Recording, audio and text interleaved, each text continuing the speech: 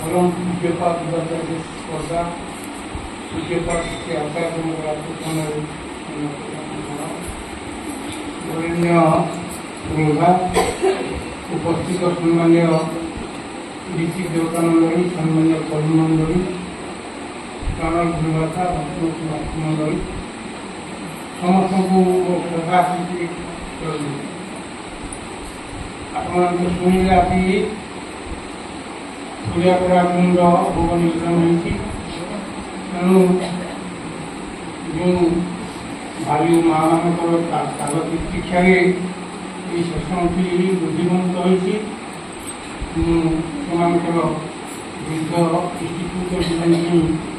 छड़ा आपण मैंने जो उपस्थित अच्छा आपण सुख शांति आनंद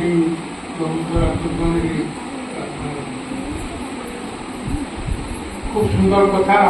अल्प समय विषय सद्य मानसरंजन कहे वास्तव कथा किंतु श्री ठाकुर के अव्यक्त परमानंद सृष्टि आरंभ एपर्यंत कंसीव कर कथा किए कौन कह आम तथाकथित यूनिवर्सिटी डिग्री डिप्लोमा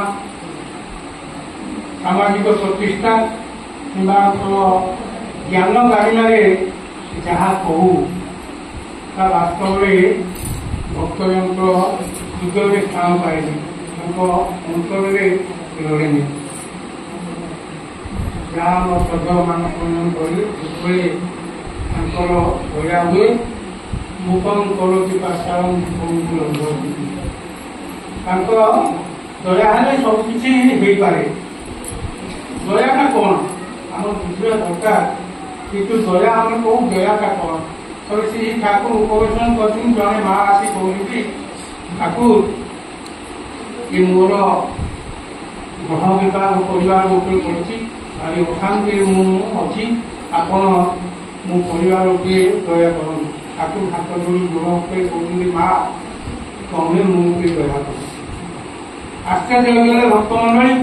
यार असुविधा कर ठाकुर प्रार्थना कर ठाकुर हाथ जोड़ी कहते माँ तमें दया कर ये की कथा ठाकुर पचारा ठाकुर के बाणी देवे दया माने रक्षा जानी था रक्षा को दया कहे पालू जीवन भरी ईश्वर से दया मिले तो दया माने रक्षा करवा रक्षा करवा पाखु आम आशीर्वाद पाऊे जो विधि विधान जहाँ कहते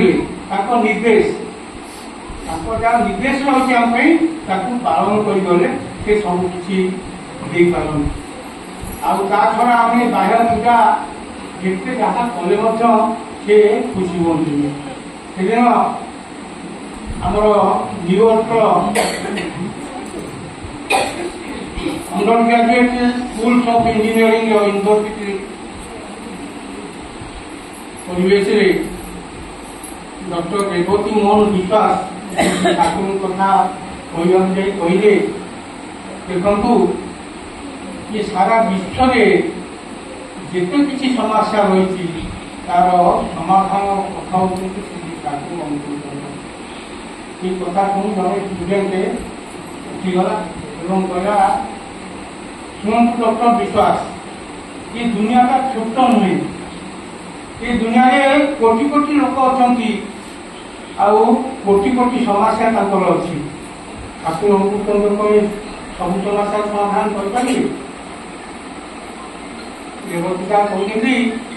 पुनर्बार मु दृढ़ कंठार कहूँ ये सब समस्या कथा अच्छी ठाकुर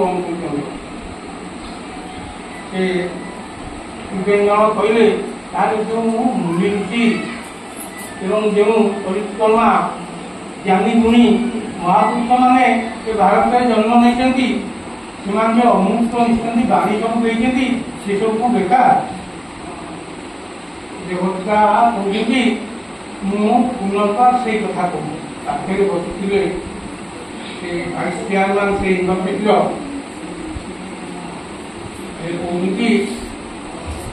ये भी पाल बोल कहते ଦେବତା ଆପଣ ଦୟାକରି ଗୋଟେ ସର୍ଟକଟ୍ରେ ମୋତେ ବୁଝେଇ ଦିଅନ୍ତୁ, ଯେମିତି ଆମେ ବିଶ୍ୱାସ କରୁଛୁ ତାକୁ ଏଇ ସବୁ ସମାଧାନର ପଥ। ଦେବତା କହୁଛନ୍ତି ମୁଁ ଦୀର୍ଘ 30 ବର୍ଷ କାଳ ଠାକୁରଙ୍କ ସାନ୍ନିଧ୍ୟ ଲାଭ କରିଛି, ତାଙ୍କ ପାଖରେ ରହିଛି, ତାଙ୍କ କାମଧନ୍ଦା କରିଛି, ଗୋଲାପ ଶୁଣିଛି, କିନ୍ତୁ ମୋର 30ଟା ଜନ୍ମ ଅତିବାହିତ ହୋଇଗଲେ ମଧ୍ୟ ମୁଁ କିଞ୍ଚିତ ଭଳି ତାଙ୍କ କଥା କହିବାକୁ ଅକ୍ଷମ। ନା ଦୟାକରି ସାଧାରଣ ଗୋଟେ କ'ଣ ଇଏ କରନ୍ତୁ, ଦେବତା ତାହେଲେ ଶୁଣନ୍ତୁ, ଗୋଟେ କଥା ମୁଁ କହୁଛି, ଥରେ ଆପଣଙ୍କର ମନ ହେଲା ସୁପ୍ ଖାଇବାକୁ, ତେଣୁ ଆପଣ ସୁପ୍ର ଯାହା ଉପକରଣ ସବୁ କିଣିକି ଆଣି ଆପଣଙ୍କ ସ୍ତ୍ରୀକି ଦେଲେ ସୁପ୍ କରିବାକୁ। ଆପଣଙ୍କ ସ୍ତ୍ରୀ ମଧ୍ୟ ସାର୍ଟିଫିକେଟ୍ ପାଇଛନ୍ତି, ଡିଗ୍ରୀ ହାସଲ କରିଛନ୍ତି ରୋଷେଇରେ, ସେ ଖୁବ୍ ନିଷ୍ଠା ସହକାରେ ସୁପ୍ ତିଆରି କରିଦେଲେ ଏବଂ ଯେତେବେଳେ ଆପଣଙ୍କୁ ପରିବେଷଣ କଲେ ଆପଣ ପାଖରେ ଦେଖିକି ସୁପ୍ କାଢ଼ିଦେଲେ ଏବଂ କହିଲେ କି ଏଭଳି କ'ଣ ହେଇଛି, ଆପଣ ଠିକ୍ କହିଗଲେ ଏବଂ କହିଲେ ମୁଁ ଡିଗ୍ରୀ ହାସଲ କରିଛି ରୋଷେଇରେ, ମୋ ସୁପ୍ କେତେ ଖରାପ ହେବାର ନାହିଁ, କିନ୍ତୁ ସେଇ ଡକ୍ଟର ପେରି କହୁଛନ୍ତି ତାହେଲେ ଟିକେ ଚାଖ। ସେ ଚାଖିଲା ପରେ ସିଏ ମଧ୍ୟ ବୁଝେଇ କହିଲେ ସରି ମୋର ଭୁଲ ହେଇଯାଇଛି, ମୁଁ ଅଳ୍ପ ଲୁଣ ପକେଇନି। ତେଣୁ ଦେବତା କହୁଛନ୍ତି ଆମ ଜୀବନରେ ଭଲ ସ୍ତ୍ରୀ ଥାଇପାରେ, କନ୍ୟା ଥାଇପାରନ୍ତି, କୋଠା ଏବଂ ବ୍ୟାଙ୍କ ବାଲାନ୍ସ ଥାଇପାରେ, କିନ୍ତୁ ସେ ଯେ ଜୀବନ ବଳ, ସେ ଯେ ଜୀବନ ଆଦର୍ଶ, ସେ ଯେ ପୁରୁଷୋତ୍ତମ, ସିଏ ଯଦି ନଥାନ୍ତି ଏ ସବୁ ସେ ଭଳିଆ ବେକାର ହେଇଯାଏ। ତେଣୁ ତାଙ୍କୁ ଲାଭ କରିବା ଯେ ଆଜି ଆମେ ଦେଖିବା ଯେଉଁମାନେ ଗ୍ରହଣ କରିନାହାନ୍ତି ଠାକୁରଙ୍କ ଯାହା ଘରେ ନାରୀ ବହୁତ କଥା କୁହାଯାଇଛି, ତେଣୁ ଦେଖିବେ ଆମ ପରିବାର ବିଶିଷ୍ଟ, ଆମେ କହୁଛୁ ଆମେ ସଫଳ ମାନବ, ଆମ ପରିବାର ସଫଳ,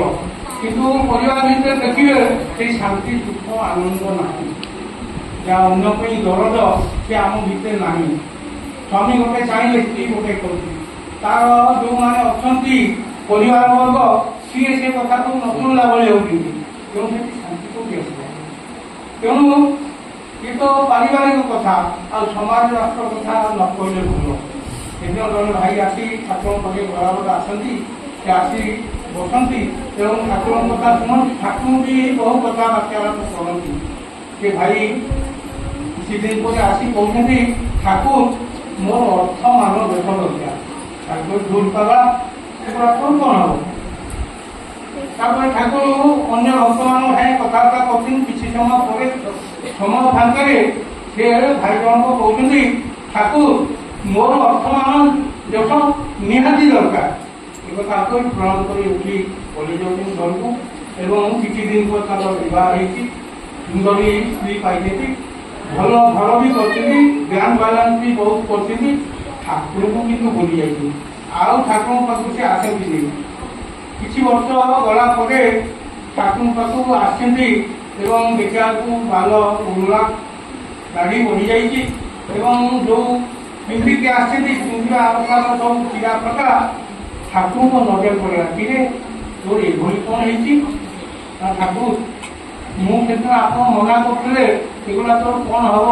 ମୁଁ ଜୋର ଜବରଦସ୍ତି ଆପଣଙ୍କଠାରୁ ଆଶୀର୍ବାଦ କରେଇ ଦେଇଥିଲି, ମୁଁ ତ ପାଇଲି ସବୁ, କିନ୍ତୁ ଅଦିନରେ ମୋ ସ୍ତ୍ରୀ ପଡ଼ିଗଲା, ପିଲା ଛୁଆ ନଷ୍ଟ ହେଇଗଲେ, ସବୁ ବ୍ୟାଙ୍କ ବାଲାନ୍ସ ହେଇଗଲା, ମୁଁ ବର୍ତ୍ତମାନ ଦରିଦ୍ର, ମୋର କିଛି ନାହିଁ, ତେଣୁ ମୁଁ ଦୌଡ଼ିକି ଆସିଛି ଆପଣଙ୍କ ପାଖକୁ, ତାକୁ କୁଣ୍ଡେଇ ପକେଇବି। ଏ ହେଉଛି ତାକୁ ଫୋନ କରୁଛନ୍ତି, ବହୁ କଥା ତ ମନେ ପଡ଼ୁଛି। ତେବେ ସେଦିନ ଆସିଛନ୍ତି ଅଜିତ ଗାଙ୍ଗୁଲି ଭାଇ ଠାକୁରଙ୍କ ପାଖେ ପ୍ରାର୍ଥନା କରୁଛନ୍ତି, ଠାକୁର ମୁଁ ସନ୍ଧ୍ୟାବେଳେ ଟିକେ ଘରକୁ ତାକୁ ମଧ୍ୟ ପରିମିଶନ ଦେଇଦେଇଛି, ତେଣୁ ଯିବୁ। ସନ୍ଧ୍ୟାବେଳକୁ ସେ ଯେତେବେଳେ ଯାଇ ପହଞ୍ଚିଛି ଷ୍ଟେସନ ଯଶୋରୀ ଷ୍ଟେସନରେ, ଦେଖିଛି ତାଙ୍କ ପାଖରେ ଜଣେ ମାରୱାଡ଼ି ଯୁବକ ଠିଆ ହେଇଛନ୍ତି, ସୁନ୍ଦର ଶାନ୍ତିପୂର୍ଣ୍ଣ ଧୋତି ଏବଂ ପଞ୍ଜାବୀ ଆକର୍ଷଣୀୟ ପଞ୍ଜାବୀ, ନୂଆ ଜୋତା ଗୋଡ଼ରେ ଚକଚକ କରୁଛି। ଇଏ ଦେଖିକି ମନ ଦୁଃଖ କରେ, ମୁଁ ବର୍ଷା ଯେ ସୃଷ୍ଟିକର୍ତ୍ତା ତାଙ୍କର ସେବକ, ତାଙ୍କର କାମ କରୁଛି, କିନ୍ତୁ ମୋର ଏ ଯୋଉ ଲୁଗା ଇଏ ରକ୍ତ ଲୁଗା ପିନ୍ଧିଛି, ଇଏ ଯୋଉ ପଞ୍ଜାବୀ ତାର ଆକର୍ଷଣୀୟ ନାହିଁ, ଜୋତା ଚିରି ଯାଇଛି, ତେଣୁ ଇଏ କି କଥା, ଟିକେ ଅଭିମାନ ହେଇଗଲା ଠାକୁରଙ୍କ ପ୍ରତି। ସବୁ କାମ କଲା ପରେ ମଧ୍ୟ ମୋର ଅବସ୍ଥା ଏଭଳି ଯାହା ହଉ ଗାଡ଼ି ଆସିଲା ଉଠି ଯାଇଛନ୍ତି ଗାଡ଼ି ଉପରକୁ ଅନ୍ତର୍ଯାମୀ ପୁରୁଷ ଆମେ ଯୋଉଠି ଯାହା ଚିନ୍ତା କରିବା ଯଦି ତାଙ୍କ ବାଟରେ ଥିବା ନିଶ୍ଚୟ ସେ ଜାଣିପାରିବେ। ତେଣୁ ସେଦିନ ଅଜିତ ଗାଙ୍ଗୁଲି ଗାଡ଼ିରେ ଉଠି ଯୋଉ ଷ୍ଟେସନରେ ଓହ୍ଲେଇଲେ ଯିବା ପାଇଁ ରାତି ଅଛି ଆଉ ଯାଇପାରିବେ। ଜଣେ ଗୁରୁ ଭାଇଙ୍କ ଘରେ ଆଶ୍ରମ ନେଲେ ସକାଳୁ ଉଠି ନିତ୍ୟକର୍ମ ସାରି ଯେତେବେଳେ ଯିବାକୁ ବାହାରନ୍ତି ସେତେବେଳେ ଜଣେ ଗୁରୁ ଭାଇ କହୁଛନ୍ତି ଦାଦା ଆପଣ ଦୟାକରି ଦିଟା ଦୀକ୍ଷା ଅଛି ଦେଇଥିବେ ସେ ଇଞ୍ଜିନିୟର ସାହେବ ଆଉ ତାଙ୍କ ସ୍ତ୍ରୀ ଦୀକ୍ଷା ନେବେ ପାଖରେ ବହୁତ ଖୁସି ହେଇଗଲେ ଦୀକ୍ଷା ଯାହା ହଉ ଦିଟା ଇଷ୍ଟ କାମ କରିବାର ସୁବିଧା ମିଳିଗଲା। ତେଣୁ ତାଙ୍କ ଘରୁ ଗଲେ ଦୀକ୍ଷା କାମ ସରିଲା ପରେ ସେ ଇଞ୍ଜିନିୟର ସାହେବ 100 ଟଙ୍କା ନୋଟ ଗୋଟେ ଆଣି ତାଙ୍କ ପକେଟରେ ଦେଲେ ସେ ପ୍ରଣାମୀ ଏବଂ ଗୋଟେ ଥାଳିରେ ଭଲ ଶାନ୍ତିପୁରୀ ଧୋତି ଏବଂ ଗୋଟେ ଖୁବ ସୁନ୍ଦର ପଞ୍ଜାବୀ ପକେଇକି ଆଣିଛନ୍ତି ଏବଂ ହାତରେ ଜୋତା ଧଳା ଜୋତା କହିଲେ ଦାଦା ଆପଣ ମୋତେ ଆଜି ଠାକୁର ସ୍ୱପ୍ନରେ ଦୀକ୍ଷିତ କରେଇଲେ ମୋର ଅଭିଳାଷ ଥିଲା ମୁଁ ଏ ଉପଢଙ୍କନ ଆପଣଙ୍କୁ ଦେଉଛି ଦୟାକରି ଆପଣ ଗ୍ରହଣ କରନ୍ତୁ। ଆଖି ଫଳଫଳ ହେଇଗଲା ଧରିଲେ ଆଣିଲେ ଧରିଥିଲେ କ'ଣ ଘରକୁ ଯାଇକି ରହିକି ଫେରି ପଡ଼ିଲେ ଧରିକି ଆଉ ଘରେ ରହିପାରିଲେନି ଆସି ବହୁ କାଲି ଠାକୁରଙ୍କ ପାଖରେ ନ ହୋଇ ପଠେଇଛନ୍ତି। ଠାକୁର କହୁଛନ୍ତି ସାରା ତୁ ମୋତେ ପଞ୍ଜାବୀ ଧୋତି ଆଉ ଜୋତା ମାଗିଲୁ ଆଉ କିଛି ମାଗିପାରୁନି ଆରେ ସବୁ ଦବା ତୁମ ଦୋକା ଅଛି ତୁ ଏଇ ସାମାନ୍ୟ ଜିନିଷ କ'ଣ ମାଗିବୁ। ବାସ୍ତବରେ ସବୁ ସେ ଆମକୁ ଦେବେ କିନ୍ତୁ ତାକୁ କାର୍ଯ୍ୟଧାରାରେ ନେଇ ଚାଲିପାରିବ କିନ୍ତୁ ଆମେ କ'ଣ କରୁଛୁ ଆମ ଇଚ୍ଛା ହିସାବରେ ଚାଲୁ ତାଙ୍କ ଇଚ୍ଛାରେ ଆମେ ଚାଲୁ ଆମର ଯେତିକରେ କିଛି ଲାଭ ହବ ସେ ଇଚ୍ଛାଟାକୁ ପରିଷ୍କାର କରିଦେଉ ଠାକୁରଙ୍କ ଯୋଉ ନିର୍ଦ୍ଦେଶ ଠାକୁର ଦେଇଛନ୍ତି ତାକୁ ଆମେ ଗ୍ରହଣ କରୁନି। ତେଣୁ ସମସ୍ତ ହେଇଯାଉଛି ଦାଦା ଗୋଟେ ସୁନ୍ଦର କଥା କହିଛି ସେ କଥାଟି କହିକିରି ମୁଁ ବକ୍ତବ୍ୟ ଶେଷ କରିବି। ଦାଦା କହିଲେ ଫାଙ୍କି ଦେଇ ବୁଲିଲୁ ଘରେ ପ୍ରବଞ୍ଚନାରେ ଠକାଇ ଲୋକେ କଥା ଚାକିରିରେ ସବୁଙ୍କୁ ଭୁଲାଇ ଆତ୍ମ ପ୍ରତିଷ୍ଠାର ଘୁଞ୍ଚି ଏଭଳି ଭାବରେ କଟିଲା ଦିନ ସନ୍ଧ୍ୟା ଛାଇରେ ଡୁବିଲା ଘର କଥା ପିଠୁ ଚେତନ ହେଲା ସେଦିନ ଏ ଭୟଙ୍କର ଦିନ ଆସୁଛି। ତେଣୁ ଯାହା ଆମର ପଦ୍ମ କରିଗଲେ ଆମର ବାନ୍ଧି ରଖିବା ଦରକାର କାହିଁକିନା କିଛି କଥା ସେଦିନ କହୁଥିଲେ କହିଲେ ମୋ ଠାକୁର କିଏ ଜାଣିଛ ପରଶମଣି ଜାଣିଛ ପରଶମଣି କ'ଣ ବର୍ତ୍ତମାନ ପରେ ପରଶମଣି ଗୋଟେ ପଥର ଆଜ୍ଞା ଲୁହା ଦର୍ଶକ ଆସେ ସେ ଲୁହା ଚୁନା ହେଇଯାଏ ତା ସେ ଚୁନା ପାଖକୁ ଯଦି ମଣିଷ ଯିବେ ସେ ଯୋଉ ଲୁହା ଚୁନା ହେଇଯାଇଛି ସେ ଚୁନା କ'ଣ ଆକୁ ଚୁନା କରିଦେବ ସେ ଲୁହାକୁ ଚୁନା କରିଦେଇ ପାରିବ ତେଣୁ ତାହା କେମିତି ହବ ପରଶମଣି କେବଳ ଚୁନା କରିବ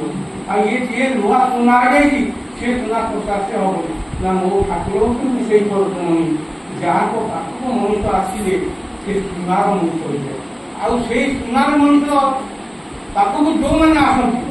ତାଙ୍କ ସାଙ୍ଗେ କଥାବାର୍ତ୍ତା କରନ୍ତି ତାଙ୍କ ସାଙ୍ଗେ ଚାଲନ୍ତି ସେମାନେ ସୁନା ସେଇ ଠାକୁର ଯୋଉ କର୍ମୀମାନେ ଅଛନ୍ତି ଯୋଉ ଭକ୍ତମାନେ ଅଛନ୍ତି ଆଚରଣଶୀଳ ହୋଇ ଆଚରଣ ବଦଳେଇ ତାଙ୍କ ରାସ୍ତାରେ କହିଲେ ଆପଣ ଯାହାକୁ ଯାହା କହିବି ସେ ମାନିବ ବନ୍ଦୀ